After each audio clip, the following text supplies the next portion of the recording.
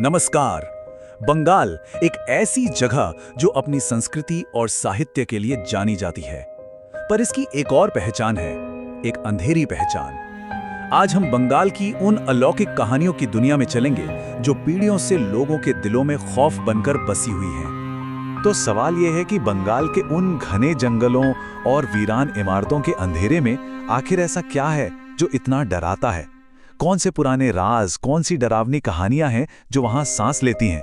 चलिए आज इसी रहस्यमयी दुनिया की सैर करते हैं।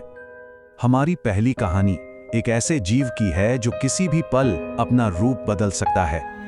नाम है इसका पेंचापेची, एक ऐसा पिशाच जिसका जिक्र भी रोंगटे खड़े कर देता है। तो ये पेंचापेची आखिर है क्या भला? देखिए, लोक कथाओं में इसे उल्लू जैसा दिखने वाला एक पिशाच बताया गया है।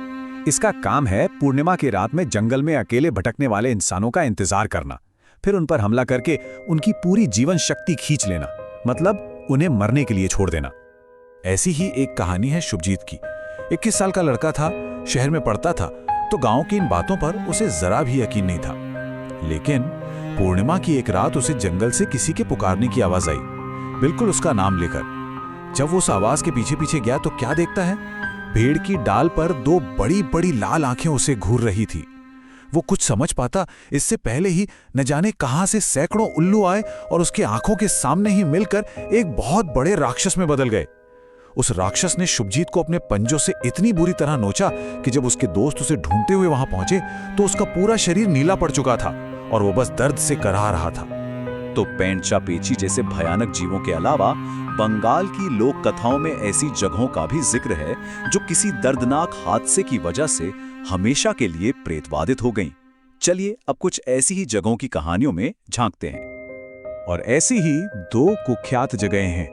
एक तरफ है बेगुन कोडर रेलवे स्टेशन, जहां कहते हैं कि सफेद साड़ी में एक औरत का भूत ट्रेनों से भी तेज रफ्तार से दौड़ता है। और दूसरी तरफ है कचेरी बाड़ी कोर्ट हाउस, जहां कभी जमींदारों के हाथों मारी गई नर्तकियों की आत्माएं आज भी भटक रही हैं। बेगुन कोडर की कहानी सच में बहुत खौफनाक है। देखिए, करीब 50 साल पहले एक जवान लड़की की ट्रेन एक्सीडेंट में मौत हो गई। इसके बाद उस स्टेशन पर इतनी अजीब और डरावनी चीजें होने लगी कि उसे पूरे 40 साल के लिए बंद करना पड़ा। जब 2009 में स्टेशन को दोबारा खोला गया तो गौरव नाम के एक नए टिकट कलेक्टर की पोस्टिंग हुई। उसने उस औरत को न सिर्फ ट्रेन के साथ पटरियों पर दौड़ते हुए देखा, बल्कि बाद में उसी औरत के कटे हुए धड़ को हाथों के बल प्लेटफॉर्म पर रेंगते हुए भी देखा। सोचिए क्या हालत हुई होगी उसकी। वो इतना डर गया कि उसी रात नौकरी छोड़कर हमेशा के लिए वहां से भाग गया।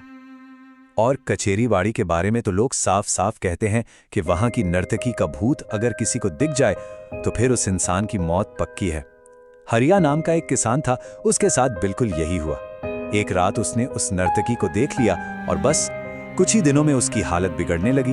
हर रात वो सपनों में उसे देखकर चीखता था और फिर एक सुबह वो अपने ही घर में मरा हुआ मिला। चलिए अब बंगाल की शायद सबसे बदनाम प्रेतवादित जगह की तरफ चलते हैं। ये जगह है कुर्सियांग की पहाड़ियों में, जिसका नाम है डाउ हिल। देखिए, डाउ हिल किसी एक भूत की कहानी नहीं है, ये तो खौफ का एक पूरा अड्डा है। वहां एक डेथ रोड है जिस पर चलते चलते अचानक एक अजीब सी अप्राकृतिक ठंड महसूस होने लगती है। कभी कोई बूढ़ी औरत दिखती है और पलक झपकते ही जंगल में गायब हो जाती है। अंधेरे में पेड़ों के बीच से लाल आंखें घूरती हुई दिखती हैं। और इन सबसे भयानक एक बिना सिर वाला लड़का जो अकेले मुसाफिरों का पीछा करता है। बस एक पल के लिए सोचकर देखिए, घने जंगल में अकेले हो और अचानक सामने एक लड़का आ जाए जिसका सिर ही ना हो। यही है डाउ हिल का सबसे बड़ा और सबसे जाना माना खौफ। और कई लोगों ने इसे देखने का दावा किया है। एक कहानी फरहान की है। विक्टोरिया बॉयज स्कूल का स्टूडेंट था। वो एक अजीब से लड़के का पीछा करते करते जंगल में चला गया और जब वो लड़का पलटा तो उसका सर गायब था। इसी तरह एमी नाम की एक पैरानॉर्मल इन्वेस्टिगेटर को पहले डेथ रोड पर उसके होने का एहसास हुआ और हद तो तब हो गई जब बाद में वही बिना सिर वाला भूत उसके होटल के कमरे में भी आ धमका। पर ये बिना सिर वाले भूत की कहानी सिर्फ डाउ हिल तक की सीमित नहीं है। बंगाल की पुरानी लोक कथाओं में एक और ऐसे ही जीव का जिक्र आता है, स्कंदो काटा। कहते हैं ये एक बहुत बड़े पहलवान का भूत था जिसका किसी ने सिर काट दिया था। अब वो बदले की आग में चलता हुआ आज भी जंगलों में भटकता है। और स्कंदो काटा की सबसे डरावनी बात यह है कि वो लोगों से अपना कटा हुआ सिर वापस जोड़ने के लिए कहता है और अगर कोई उसकी मदद नहीं कर पाता तो वो उसे मार डालता है।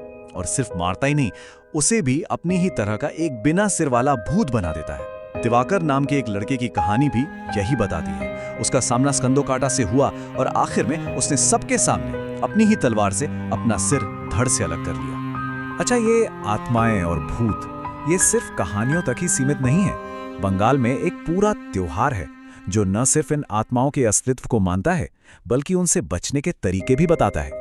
चलिए इस त्योहार को थोड़ा और करीब से जानते हैं। भूत चतुर्दशी।